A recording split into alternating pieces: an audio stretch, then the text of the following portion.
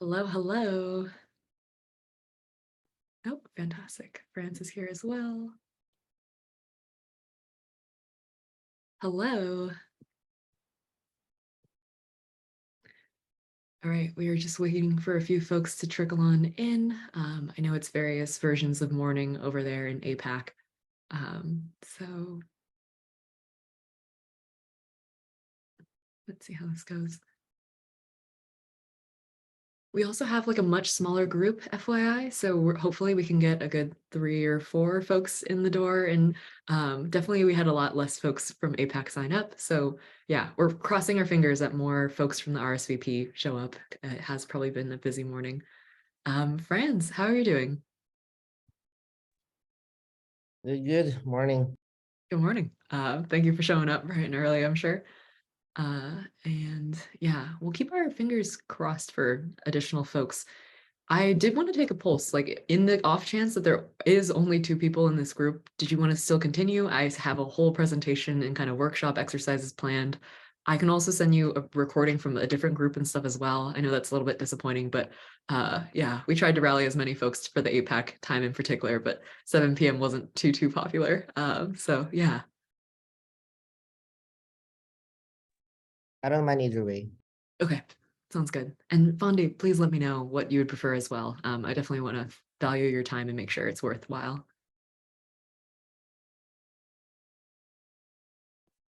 Sorry, the timing is it? Uh, Hi. I can hear you now, yes. And yeah, I Okay. think the timing bit a little bit, we definitely had a smaller APAC group. And so as you saw in the club member directory, we sent out invites to a good 8 people. And unfortunately with the RSVP list and stuff, we got around 4 people to RSVP, but I'm a little bit worried maybe they might be no shows, even though they committed yes to the meeting. So I just want to make sure that it's worth your time and definitely not taking a whole hour just to have 2 folks in the call. So yeah, maybe we'll wait around for another like 5 minutes and see what happens. But in the meantime, we'd love to do just a really quick icebreaker and just see how folks are feeling. So we typically do green, yellow, red check-ins with Kona. Green is great, yellow, okay, red, terrible. So how are folks feeling today? Franz, we'll start with you. What are you checking in with? Right now, probably yellow. A bit tired. Had an incident while I was sleeping, so I was called in. Had to address that, so didn't have like a full sleep yet. Oh man, that sounds like a rough morning. Or maybe mid kind of nighttime. So yeah, sorry to hear. And Fondi, how are you feeling today? I think it would be green. I think because near the weekend, so yeah, work start to Really good. lessen a bit. Yeah, that's awesome. I'm checking in green today, definitely like super jazzed. This is our 5th session, so we had 4 other sessions before this, really great conversations, and fingers crossed that we're able to kind of kick it off. I think if we're able to find 1 or 2 more folks, we can definitely keep going. But at this rate, I'm not quite sure what it's looking like. Last but not least, Ella, how are you checking in? I would say it's a green day for sure. It's a little gloomy out, which was disappointing because yesterday was so pretty, but it's a good day so far. Amazing. Okay, so we have Tina. Okay, we do have a third person. So I'm gonna just take a glimpse at the room. Hi, Tina. How's it going? Um, so today's session is much smaller. We had to give you an idea of the previous sessions were all around 17, 20 people. This one, the APAC, we already had less signups just because of the time zone, I believe. In addition, we had over, I think maybe 4 or 5 folks RSVP, but as luck has it, today folks have been kind of committing, yes, but not all of them have been showing up. So we have 3 folks in the group right now. How do folks feel? Do you want to go through the entire workshop? Do you feel better about maybe getting the time back? I can send a recording and resources. What would be the best kind of use of your time?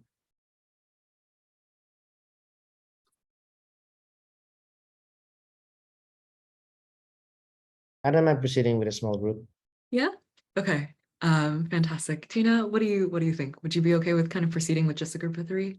I'm okay. I think sort of it's good to have a smaller group because you can dig a little deeper, Yeah. but I don't know if this is too small a group.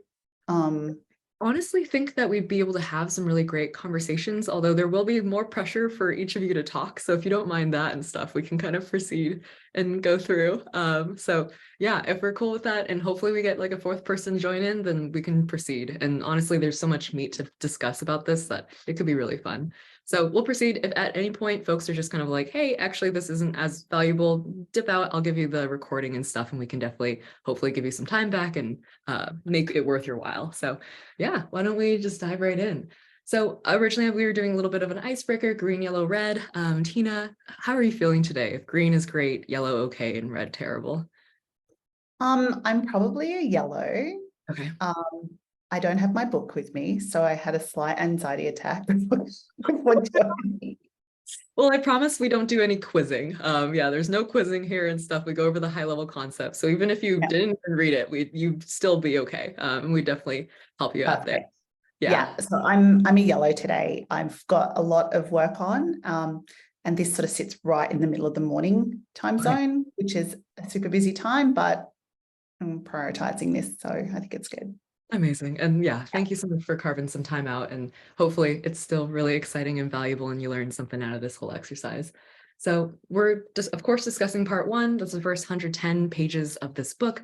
Essentially, it goes over all the basics of management and the kind of aspects when it comes to feedback, performance reviews, and collaboration, basically making decisions. As we kind of go in, we're going to be discussing all these, we're going to be having a lot of little discussions. And so I'll be asking a lot of questions to help with both comprehension, but just kind of discussion of the chapters as we go through. Before I dive too deep into it, I'd love to introduce myself and Ella. My name is Yen. I'm co-founder of Kona. We're the manager, co-pilot, and employee well-being platform for remote teams. I am super passionate about leadership, and so being able to run a book club as an English major is just a huge joy. I'd also love to introduce my coworker Ella and my lovely co-host. Yeah. Hi, I work with business development and growth in Kona. I've been with the company for about 6 or 7 months, so I'm excited to be able to participate in the book club today. Amazing. And yeah, Ella will be doing a lot of facilitation. Normally we're doing breakout rooms, but it could just be that we have small little groups right here going on. So it'll be really fun. Overall, just kind of quick discussion rules. We can kind of blaze past because we have a much smaller group, but I do want to create a container and acknowledge the fact that feedback conversations can be difficult, and like raising problems that you face as a manager can be difficult. As a result, we like to have trust, which is a lot to ask for complete strangers who are all meeting each other for the first time, but I just ask that we create this kind of safe container. Some rules: assume positive intent when folks are sharing, create a safe space for others, don't hog the mic too much, and acknowledge, validate, and create space for diverse perspectives. We have some really awesome folks just in this chat alone and stuff. And if you want to just take a peek at people's profiles, you can hop on over to the club member directory that I just shared in chat and just kind of see where folks are coming from and the different perspectives there. Oh, sorry. Hi, Surya. How's it going? Hi, sorry. Very sorry No worries. about this. Hi. Good morning, everyone. Good morning, good afternoon, good evening. Fantastic. Yeah, I think we have a lot of time zones covered. Thank you so much for joining. We now have a proper group and enough for breakout sessions and stuff, so that's very exciting. So going over discussion rules, you didn't miss much. We're going to go into the agenda. So you just saw the intro. Next, I'll go through part one. We're going to be reviewing each chapter and having a small little discussion, much smaller group here. So I'm going to perhaps add a little bit more pressure for y'all to participate, and we can always kind of go through if there's a little bit too much awkward silence happening, but really a lot of value in that.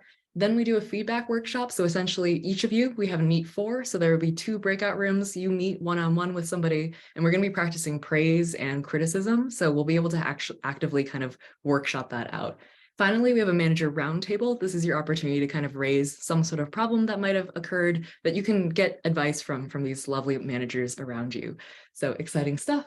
And last but not least, we'll end with some resources and perks that you get by being part of this exclusive club. We had over 200 applicants and only 100 were selected. And so you are part of a very niche group that really cares about this stuff. And there's some awesome logos across the entire world included. Check out the directory for more information on that. So how are we doing? Does that sound good and exciting? Okay, fantastic. So let's dive into part one. I'd first like to start with how Kim Scott herself describes part one. And she says, part one is designed to set your mind at ease. Being a good boss is hard for everyone, no matter how successful they appear on the outside. So I think this is very humbling and also encouraging at the same time. The fact that being a good boss is difficult for Kim Scott, despite her expertise, and for all the folks that come across this book, literally over 100 managers today told us that they struggle with this stuff, means that we're all in really good company to learn and to mess up and mess up freely. So the first section of the intro, just wanted to kind of go over and start with a quote. The impact of my behavior with Bob didn't stop with him. Others on the team wondered why I accepted such poor work. And of course, in this introduction, we meet Bob, a very charismatic teammate who was one of the favorites of the team, had a lot of kind of engagement and folks really, really rallied around him. And yet his performance was very poor. And so Kim avoided giving him any sort of feedback until it came time to fire Bob, with which she had the conversation with him, and Bob had the crucial question, why didn't you tell me? Why didn't anybody tell me that I was messing up so bad?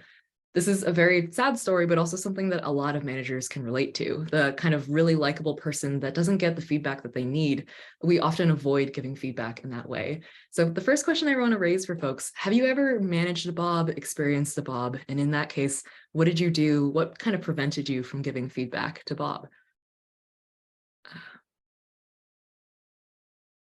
I can go. I guess I've had a Bob in the past, and I think it was always there's a preconceived, or there's a bit of a perception that you anticipate they're going to react in a way that maybe they're not going to react.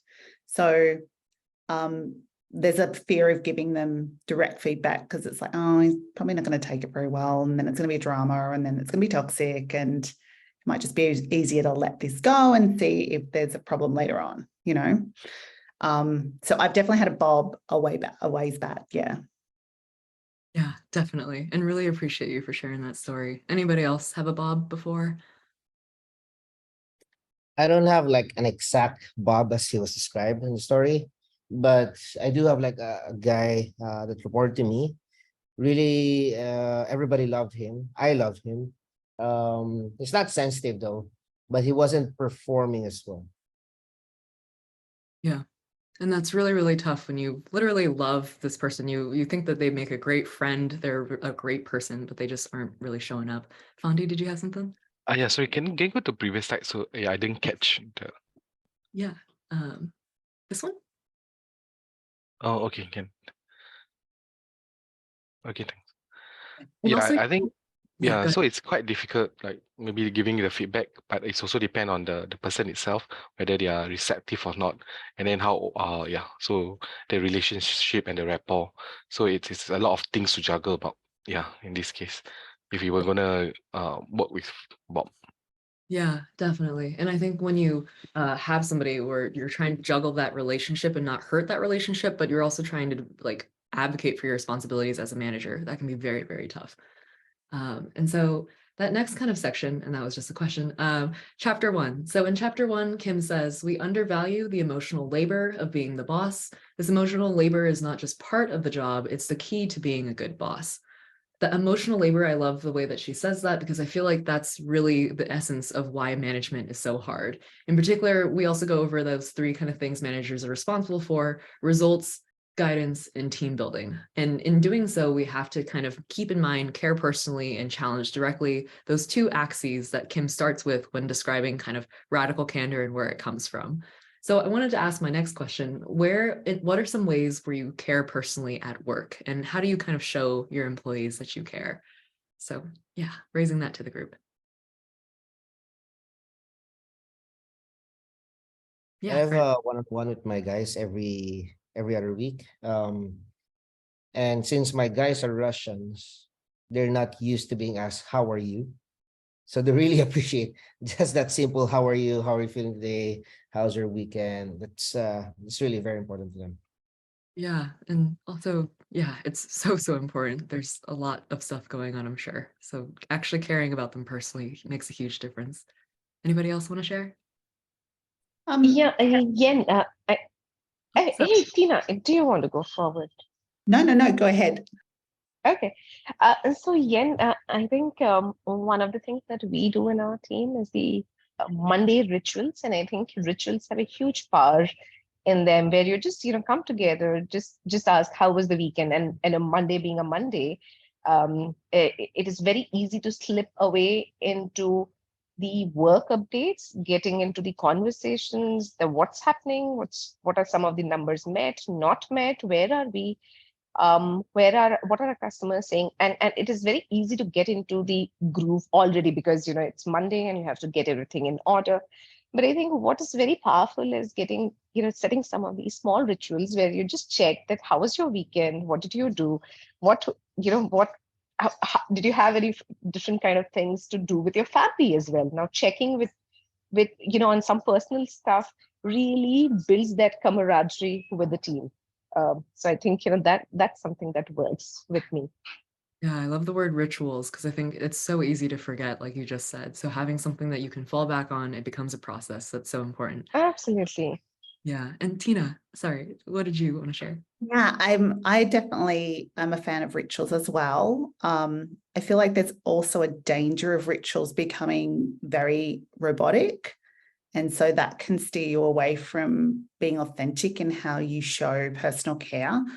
I definitely try to engage people one-on-one and being very specific about what I'm asking them. So instead of like, how was your weekend? It's like, oh, you went to see that house on the weekend. Did you was it a place that you think you would, are you going to put a bid on it? Are you what's happening? And so trying to remember what's actually happening in their life so I can dig a little bit sort of deeper. I find that I get a lot better reaction that way. Or another thing that I do if it's more work related is just one-on-one ask people, what do you think about that? What would you do you think we could do that better, or how are we doing that? What's happening there? And just asking their actual opinion. And I find that that's a way that I can care personally, individualizing it. Yeah, instead of like group saying, oh, what does everyone think? Yeah. So that's what things I do. Amazing. Asking them for feedback, valuing their opinion goes a long way, caring for them and actually showing those little details that you care. In previous sessions, we heard a lot of folks actually taking notes on like little things, adding calendar reminders of like follow up with such and such because they just mentioned that their kid was about to be born. Were they born yet? Like, yeah, big things like that go a huge way for kind of establishing trust. So amazing stuff. And thank you, by the way, for all of you for participating so aptly. Chapter 2. I can see I'm Yeah, gonna and I think on Tina's point, I really like that what you said about that it can easily become very robotic. So it is good, it's a good thought to get a little personal also in these relationships and check with them. So these little check-ins that we do, a lot of personal things also come up, that what is that they are doing and what is that is happening in their life. So checking on that becomes very important to show them that we are not just interested in the work that they are doing, we are interested in the human being that they are, what's happening in the personal life too. yeah, Yeah, definitely. love that, Tina. Amazing. And getting some head nods. So a lot of what you're saying has resonance. Fantastic. So we're moving on to chapter 2. This is something that Kim's boss tells her right after a presentation. I can see I'm going to have to be really, really direct to get through to you. You're one of the smartest people I know, but saying so much makes you sound stupid. Harsh, definitely a little harsh, but this is a great example of radical candor, an example that Kim gives right out into this chapter. So as we kind of go through, we have the axes of care personally and challenge directly, and we're presented with 3 other options: ruinous empathy, being kind or worrying about hurting feelings; manipulative insincerity, letting ego get in the way, asking yourself, do I care enough to tell this person this thing? Or what will I look like by actually giving this person feedback? And the last but not least, obnoxious aggression, being super aggressive, the kind of classic Steve Jobs, your work is shit, just straight to the point, super direct and harsh. And so when we're given these different options, it's very challenging, but ideally we want to move into that upper right-hand corner. That being said, it's very common that folks don't always fall in there, and we kind of have our comfort places of where we fall into instead. So my next question for the group, where do you typically fall in the quadrants? If you kind of don't exactly hit radical candor, what do you kind of do instead? Hi, Fandi here.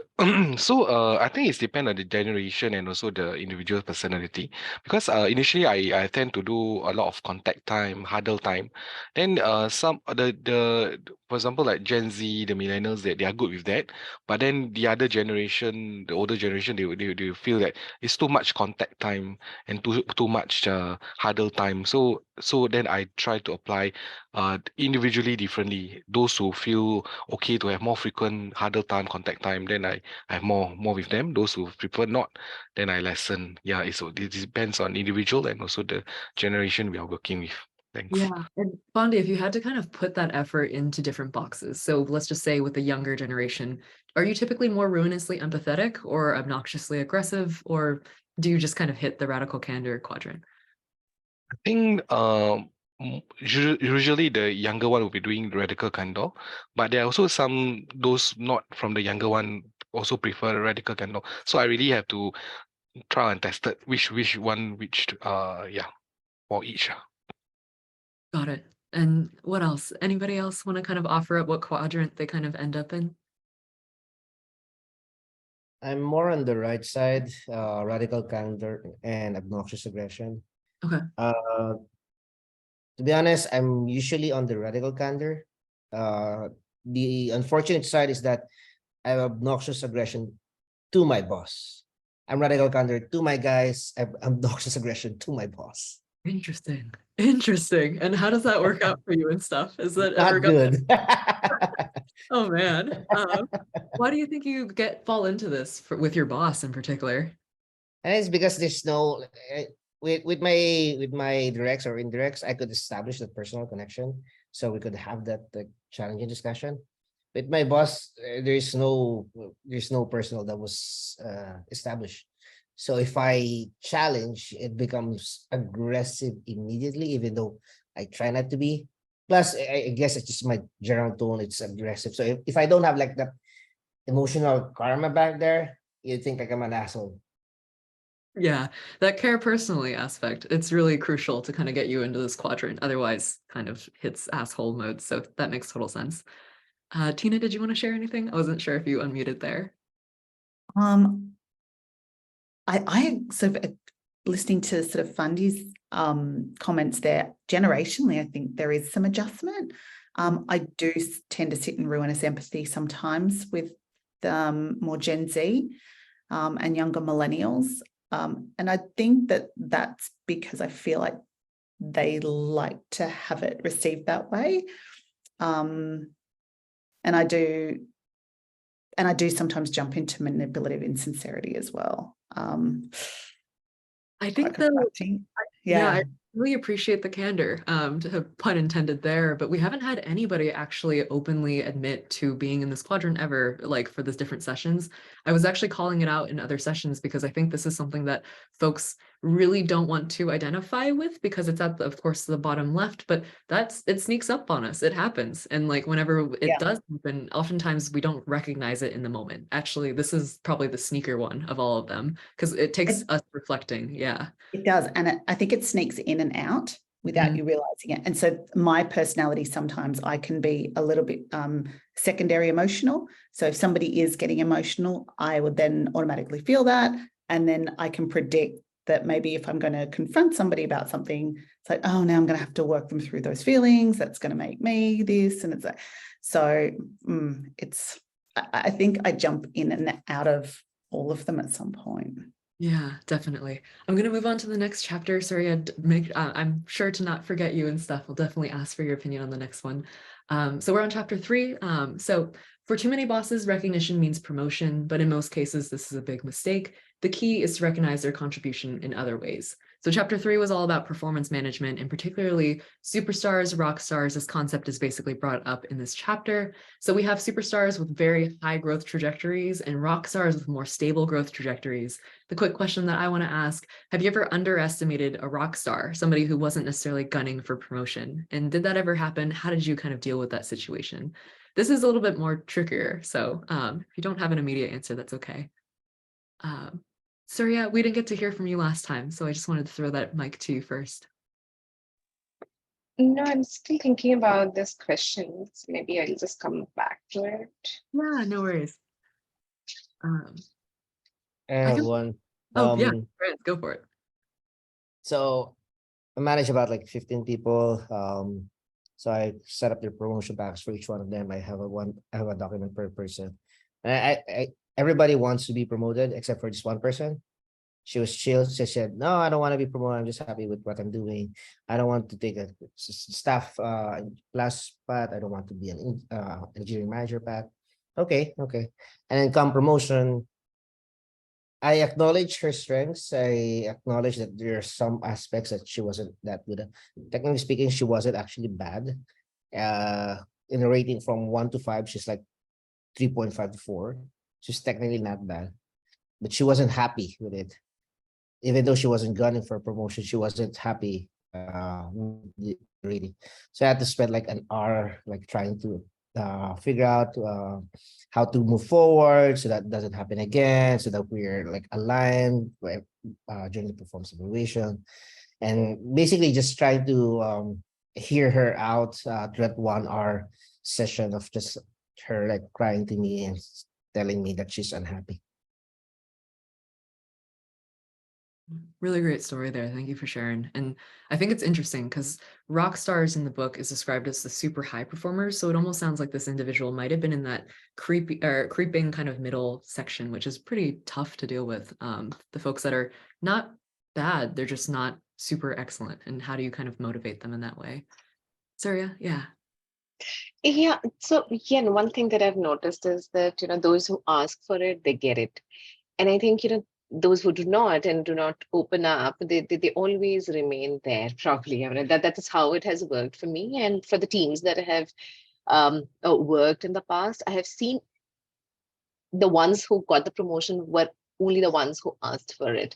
In fact, there was a one and who herself gave her, when I was expecting her to give herself the top rating and apply for the promotion, I realized that she isn't that aspirational at that point of time of her career. She wanted a more relaxed life and not that kind of aspiration of getting to the next level, becoming the head, leading a team or something.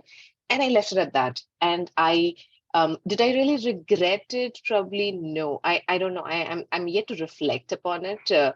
That did I regret it at that point of time? No, I don't think, because I felt it was more of her choice and decision, and she wasn't even asking for it, as I said. So I think it is more about, how do you think about your own career and taking that leap in your career. If you're not asking for it, probably I would take it as if you are not interested. You're happy with what you have.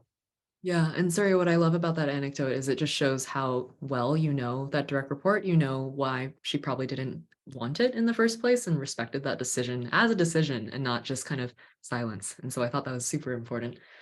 Just for sake of time, I'm going to hop ahead to chapter 4, our last chapter in this section. Kim says this story. I didn't say Steve is always right. I said he gets it right. Like anyone, he is wrong sometimes, but he insists, and not gently either, that people tell him when he's wrong. And the Steve in this quote, of course, is Steve Jobs, and kind of describing his rock tumbler discussion model. And so in this chapter, we learn about the get stuff done wheel, these different sections that managers need to keep in mind as they're moving from an idea to execution and all the different steps in between. So the question I want to raise, do you get snagged? Do you find certain sections of this wheel easy and certain sections of this wheel hard? And where do you get snagged, perhaps? Would love to hear from folks. Yeah, This is one of the reasons I joined this call. This wheel. So I was like going through this.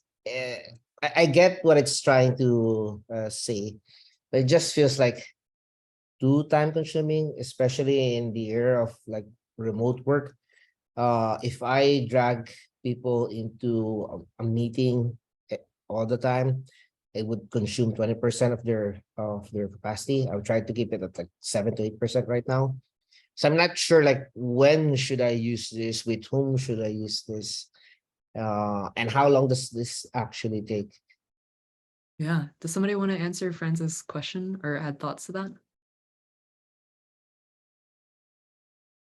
I think my first reaction is, Franz, I really love that you called out radical candor most likely is for in-person teams. Like the book was likely written in a pre-COVID time for sure, but definitely written with the idea of like Google Teams being at the same like floor of each other and being able to kind of like literally throw a ball around and have these discussions. So I think challenging this book a little bit and offering some criticism, it isn't really designed for how folks work nowadays, which is super hybrid, super remote, and oftentimes probably chopping up or at least moving around different aspects of these sections. So I really love you sharing that. Another thing, what we heard a lot from managers today is just the kind of idea that these get really blurry and it's kind of hard to identify them as separate sections. They get blended together. They kind of get skipped in some areas. And so oftentimes a lot of processes kind of Frankenstein these into together. Maybe you have some sort of execution model, some sort of like decision-making glob or something. It kind of gets flown, but as folks ignore certain things like learn or perhaps persuade, then you kind of run into people issues where folks feel like, oh, I didn't buy into this idea. Why are we doing it? Or you get into the position of, oh, like, why are we doing this? We've been doing the same thing and getting the same results and nobody ever like went high level to reflect. And so I think it's imperfect for sure, but definitely, hopefully, maybe that answers a little bit more of your question of like how it gets applied, just based off of what managers have said so far. Anybody else want to help answer Franz's question there? I feel like I agree with Ian that a lot of this can happen really quickly. The clarifying debate kind of part can happen almost at the same time. But to me, with the remote team, when I think about the remote team, some of it or more dispersed, depending on what the situation is, this is not like a straightforward step by step. It is a little bit of a go back, clarify, come back, maybe decide again, persuade, try something, oh, come back, debate that. And it's this more of a back and forth kind of almost like a bit of an ideation process, which is, I think, just being flexible enough to learn along the way. So the learnings I feel now happen throughout the whole journey and then we sort of course correct. Mm-hmm. So to me, it's like, it's never just one after the other.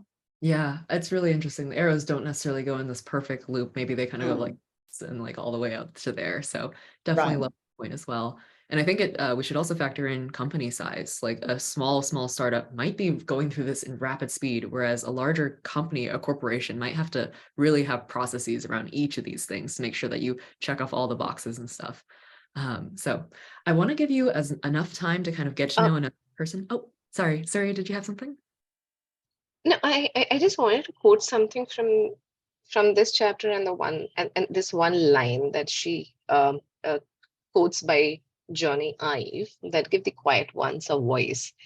And I think, that resonates a lot with me. And I think, as a manager or as a senior stakeholder in a meeting, if somebody is sitting, whether it's me or anybody else that I'm talking about, and if you have the voice if you can be quiet and if you could just listen to the others, what they are contributing, I think, that brings in a lot of value to the conversation. And at the same time, it gives the other quiet ones a lot of time and space to think and come back on what do they want to bring to the table. So I think this resonates with me a lot, which is why I thought I'll just bring it up for everyone else here, give the quiet ones a voice.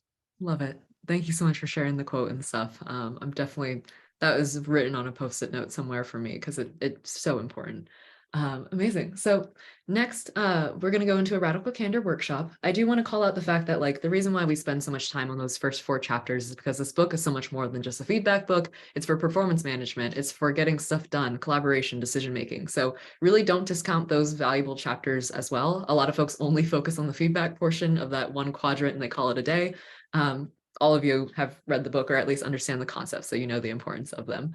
So next, we're going to go into this radical candor workshop. Ella has graciously made a few breakout rooms for you. The first thing we're going to do, reminding us of this kind of quadrant and stuff, is offer some praise. And so in this scenario, we're going to have you in groups of just one-on-ones One person is going to be a manager, another a junior teammate. And in this situation, a junior teammate has taken the initiative to fix a broken process, gone above and beyond to kind of really look high level. So person A is a manager. We say sales folks, but literally slap on whatever department feels right. So person A is manager. Person B came up with a great system for compiling learnings or changing some sort of process. They're the IC, let's just say, of that manager. So in a sec, we'll throw you into a breakout room. You have about 8 minutes to kind of workshop this out with the person. And that person will also be with you for the next kind of 8-minute section of the other workshops. So get to know each other a little bit and kind of share a little bit about your days and then dive right in.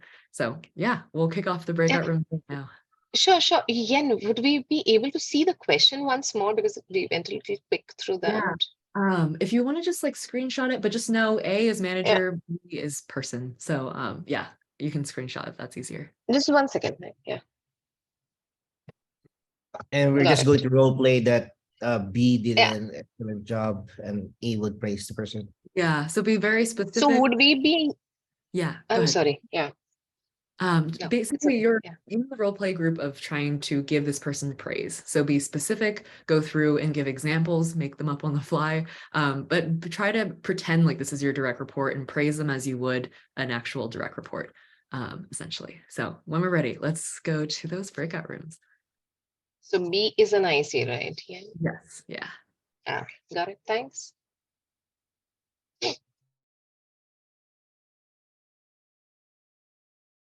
Hey, how's it going? Did you guys already finish? Yes. Yeah, you guys are very quick.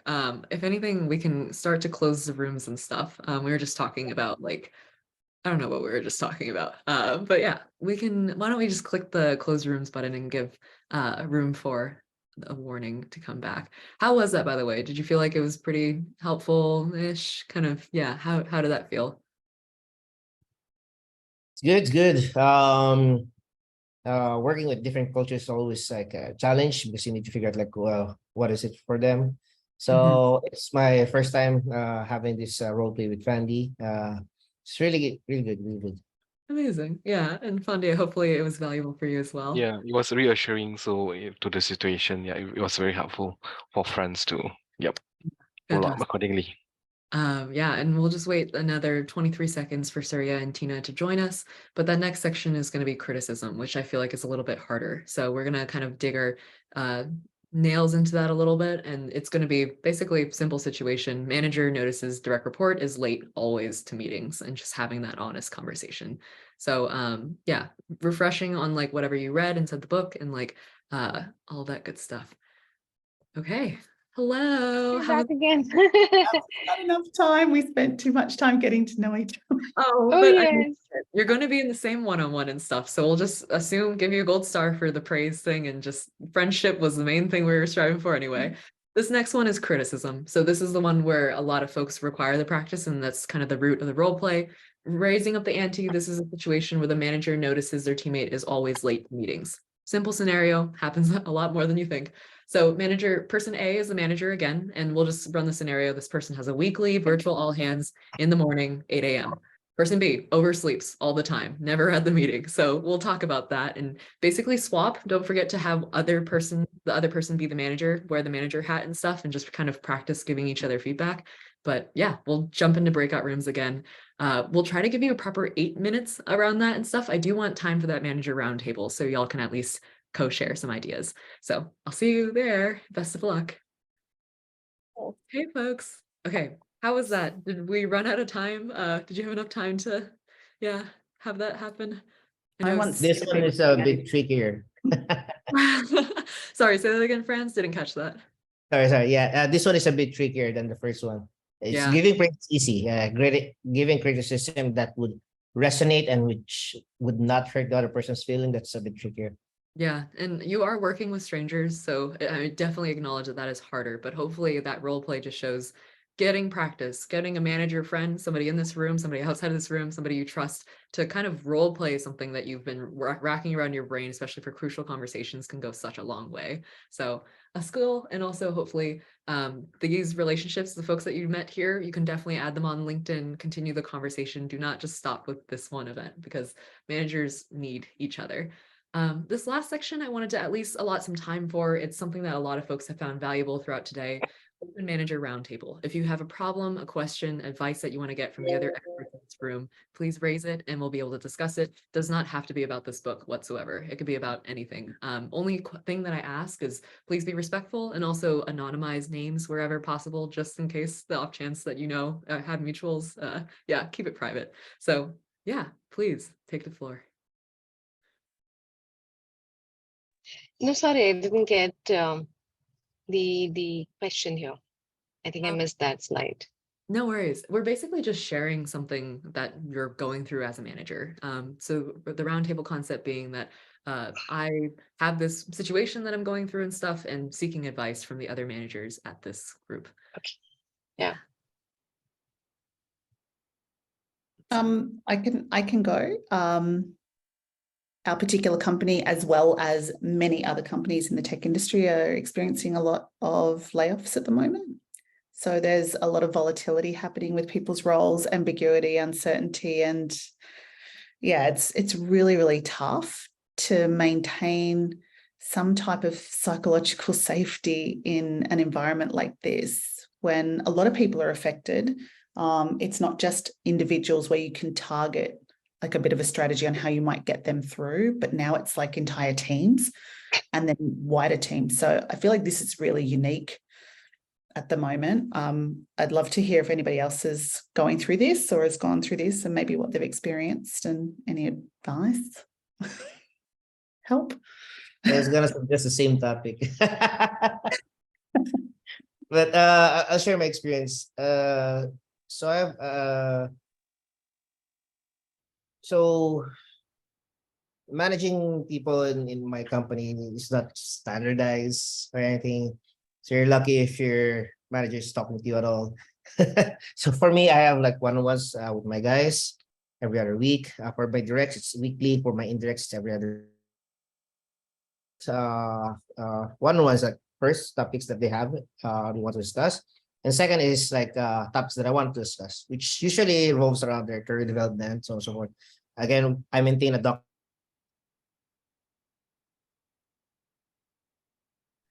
Sorry, friends, your audio cut off. So we didn't. Sorry. Yeah, I think you're back now. Check. Okay, yes, we can hear you now. Yeah. Yeah, we lost you around the kind of like you have performance conversations and then Yes. trail. So I have one-on-ones with them. First half of it is them with their topics, and the second half is my topic, which is usually around career progression. We maintain a document per person so that it's concrete to them that things are moving, so that by the time performance evaluation comes in, there's no surprise there. You're prepared for it, so on and so forth. So when the first layoff happened in my company, we had 2 layoffs in span of 12 months. When the first layoff happened in my company, we had some people that got laid off. It affected our team as well. To be honest, it's not as bad as the other teams. So that's at least good for my team. At the same time, people were still looking for their promotion because, oh, France has a solid plan for me. So I know this happened, but at least we have a solid plan here. The problem though is that it's good only for the first round of layoff. After the second round of layoffs, things were like, this doesn't look good anymore. Like it hasn't been like 12 months and we have a second round of layoff already.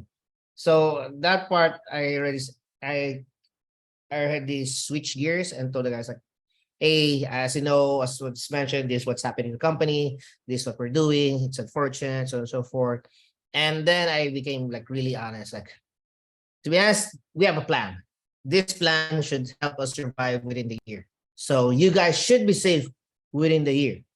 At least that's my perspective. I don't know what the upper management is thinking, but I think we should be safe within the year. So if you have an offer next month, doesn't look good, you don't have to take it. You have about 6 to 9 months to look for a good offer if you want to leave. Having said that, I don't know what will happen next year. Come back to me Q3 and I'll tell you if it's not looking good, find another job. I'll let you know. But for now, I don't know how it is. We have a plan. You're safe for now. You have 6 to 9 months to find another job if you want to. You owe it yourself. So at least that's how I do it. Nobody has resigned yet, but they have been asking me for testimonial in LinkedIn. That's really great advice and super concrete. Thank you so much for sharing, friends. Surya, I saw you unmute a few times. Did you want to share as well? No, I relate to everything that Fran said and Tina also brought up. I think I'm also, observing something similar to what Tina is experiencing right now. So in our organization, we have decided to not to go with any focals, any raises for the year, which has resulted into a lot of dip in motivation levels for the employees. So it's more like a catch-22 situation. So where people are not ready to talk about or do any conversation on career development because they are challenging us back that, hey, as a manager, tell me if I do go ahead and complete my career development on the tool and I do all the jazz and I have those conversations, I am anyway not getting a promotion or a raise. So what is the point in me going ahead and doing all those formalities just for the formality's sake? So there is a lot of dip in motivation level. People are not ready to have those performance check-ins or development check-ins. We are really struggling as managers to get the numbers up as number one, and at the same time keeping the employees motivated, because there are some employees who have been in the organization for very, very long, and they have given everything to the organization. So I'm not just trying to think from the management side, because it's easier to think from there because there are layoffs everywhere and it's very natural to get into a little um you know into a mode where they are not being too generous in giving out the focals. But at the same time, I think if I have to empathize with these employees, I really feel for them. While I do look at completing these conversations on career development and the performance check-in, but employees are not really up for it at this point of time. I think getting the motivation level and how to get them excited every morning, I think that's a huge challenge which I'm facing, because they are not really, it's not intrinsic motivation. I do not know how to get that extrinsic motivation up for them. Will it be recognition? Will it be reward? I mean, what sort of things will really help them?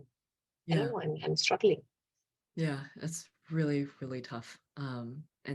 I do want to be aware, most of you probably have a meeting right after this. And so I do want to make sure that I share the resources that are available to you. I know that we could probably talk about this for another 30 minutes because it's a really important topic. But Surya, thank you so much. And sorry if this kind of leaves it on a cliffhanger, because I'm sure everybody wants to hear the answer to this. No, I get it. Yeah, awesome. So let's dive into just your manager book club hub. Again, you are part of an exclusive group of 100 really awesome managers. You can see a lot more about that through that club member directory I showed you earlier. So essentially you can see everybody in this group, or at least that was invited to this group under APAC leaders. You can also explore engineering leaders, who else is inside that group per se, or EMEA or customer first. The reason you weren't necessarily slotted into that was mostly because of time zones. So you're free to kind of send LinkedIn requests, bond with folks, and just reach out. You're in the book club. How did you enjoy it and stuff? Let's talk about it. Other things, we have live session details, so please make sure to try to make it to the April 26th one. That's where Kim Scott will actually be there. You can ask her a question. However, we're not letting everybody ask a question. You actually have to have your question approved. So please go over to this section, submit a question, and if it's chosen, you will be that lucky person who gets to unmute and talk to Kim Scott, which is kind of crazy. Other things to kind of call out, you have member discounts. So if you haven't already, get that video book. It's great for folks that are on the go, super fast and super busy. It's basically like a $30 offer that Kim is giving off for free. And so you can download your free video book, and you also get 15% off of Kona. So by being part of this book club, you get this special discount on our manager Copilot. If you're interested in empathetic leadership and having something in Slack that helps you with that, we can provide that offer for you as well. Other things, if you wanted to submit a member discount, you totally can. If you want to watch this event recording and get the slides, this will be available and updated as of tomorrow, I believe. So we'll be able to email you the slides, email you kind of all the recordings, and you'll be able to find other recordings and stuff in there as well. So all this is available to you. We're reaching the last minute of book club, so thank you so much for attending this session. I know it's a tinier one, but hopefully it was still kind of intimate and that you learned some things along the way. So really appreciate you for participating, for your honesty and candor, and I'm super excited to see you on the 26th. So yay, thank you. Thanks, Yeah, everyone. and thank you so much for putting this Yeah, together. I think it's quite Yeah, an thank you amazing so resource much. group. Yeah. We're glad that y'all enjoyed And it.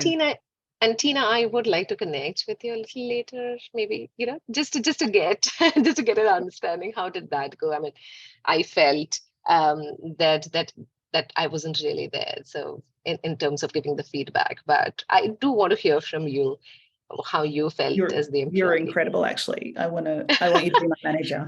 No, and therefore I feel that I was just being too nice without being radically candor in giving the feedback. So therefore I would like to understand from you, how can I get that Sure. right? Because that's how I slip into the good Ruinous mode. empathy.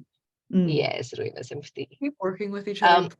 Like the friendship aspect is what we were trying to create. A lot of managers were seeking community. So connect with each other, continue chatting. You'll meet more managers in the next session as well. And stick around. We have future book clubs that hopefully will invite some pretty cool authors as well. So we'll be around and you'll get first dibs given that you're in this group. So yeah, we're at time.